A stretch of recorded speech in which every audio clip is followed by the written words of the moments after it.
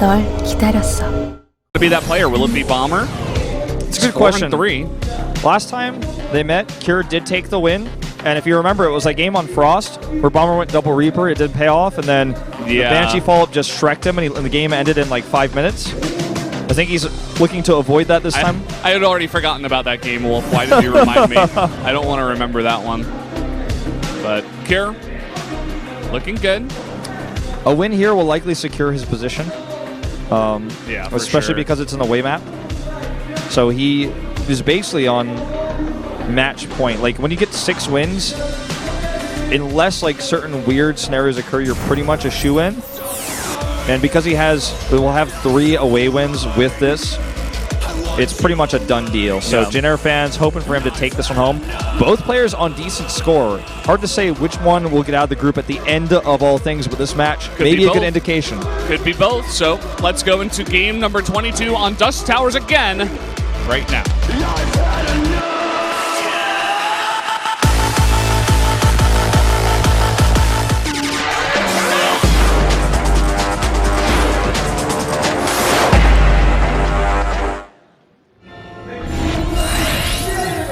We're back here on everybody's favorite map. And down here in the bottom left, in the red, it is Bomber from the Afrika Freaks.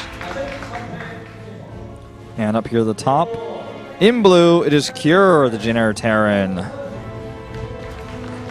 One of 2. One of the only Jin in the Terran in this group, but the shadow of Maru, his teammate. That's so sad. It's so true, He's though. The shadow of his younger brother. Well, there should be more Cure fans, but like often when I say things like this, people go, "Well, you can't say that." I'm like, well, I mean, what? You can't be honest. I mean, have you guys ever looked at the record books? You guys ever opened up like, TLPD or Alugalag? That website that I can't pronounce. Have you ever I have it bookmarked. I don't even know how to spell it, but have you ever looked at that website? Alugalag. Are you a StarCraft fan? All right. Do you watch StarCraft? Do you watch well, StarCraft? Then you know. Yeah. I don't like it when Wolf says those things where he just puts the truth on the line, and I'd rather just he says every player is equal and that they're all the same, and we'll just be surprised when we see the results. By the way, I have to rant about something at the beginning of this TVT. Now wait until the viewers got boosted up a little bit. All right, I get this literally every day, and we talk about this all the time. People are going to be like, oh my god, he's memeing. No, I'm not. This is not a shit post. Okay, this is just real talk. Every day, I get a tweet saying, what's the schedule like? I'm going to be in Korea from X time to Y time. Or even like X time to Y time, then I'm going to be in Japan. I'm going to go then I'm from like Z time to AA time. Like, he tells you his whole schedule. Someone sends me a schedule, right? And they're like, what StarCraft is there? Now, I can't, if the schedule isn't released, I'm literally not allowed to tell you. I cannot tell you. It's NDA. If it's not released, I can't tell you. I'm sorry. And if it is released, you can find it. And I can't respond to all of you, okay? There are a lot of websites that provide that information. Yes. So please, I mean, I really want to help you guys out, and I do occasionally respond because I'm like, oh god, this poor guy doesn't know. But like, I can't respond to all of you, and if it's released, you can find it. If it's not released, I can't tell you. Please, just... Yeah. I would assume the majority of those people are guys who are like very casual viewers. They're like, oh, you know, StarCraft, it's in Korea, right? Like, I know Korea is big on StarCraft, so I just want to come on down and, maybe they know about us and send us those tweets. Yeah, no, I mean, these guys are not bad people, and I'm not even trying to tell them that they're wrong. Not. I'm just like saying that if the info's out there, you can definitely find it. And even if you're a casual fan, like, I mean, you're probably not listening to me right now, but if anyone sees these guys looking for schedules and stuff, like, help them out, show them websites like Team Liquid, Liquipedia, even like official websites, which we don't really have too many of in Korea now. But we used to have like big official website schedules. Like, just help bros out. Like, people posting on TL, Reddit, tweeting and stuff, because they should be able to see some StarCraft. I just can't reply to all of you, and I am telling you it's out there. So if I didn't reply to you, it's not because I don't like you. Okay, this is definitely not a good trade for Bomber. He walks into a 2v1 with the Reapers. Although he should be able to get away. Throwing out a mine. Little grenade there. Just going to back off. We do have the Banshees with the cloak from Bomber this time around. Yeah, and we'll see if Cure can put the stop to it this time. Bomber's also going for a Cyclone, which is interesting. Well, I guess with the Banshee, he doesn't have a Viking, so he's trying to kind of compromise there with the Cyclone to deal with any drop threats. Cyclone's obviously a better unit at that kind of defense, but it does take away some of your factory production time. And it's not a cheap unit. It makes you make a tech lab and all that stuff.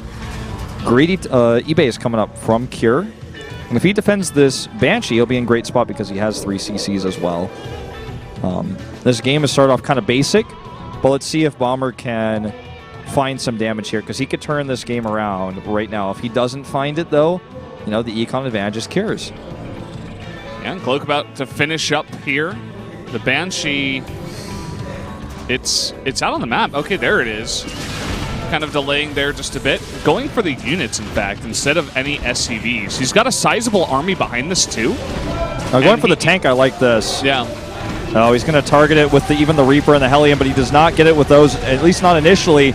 But the turret finishes, and he will clean this up. Whoa. And the question is, was it all worth it? I don't think so. No way. And these Marines, they don't have stim. He could have actually chased a bit, but not going to overstay.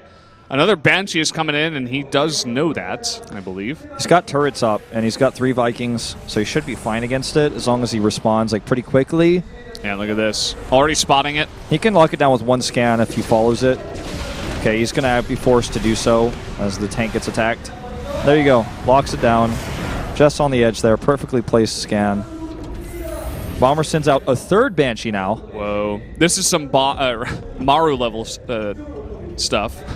Maru, he sends out, is that the 10th Banshee or the 11th Banshee? Yeah, I'm not he'll sure. make another one a little bit later on. He'll swap it once and then swap it back to make another Banshee onto that tech lab. Maru's probably going to start getting Banshee speed in this matchup soon, too. I wouldn't be surprised. He makes so many.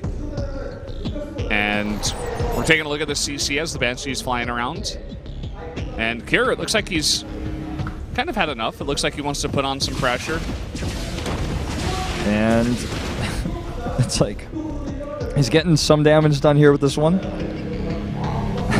Flies it away. Okay, this turret is just not up in time, but he has Vikings. They're out of position, though. Very late response from Bomber. It actually stops the turret from finishing. It's pretty big. There is a decent force here for Bomber, rather. He just needs to kill those Vikings so he can escape with a tank attack.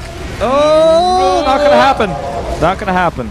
He could have just boosted away. I guess he still gets out, but...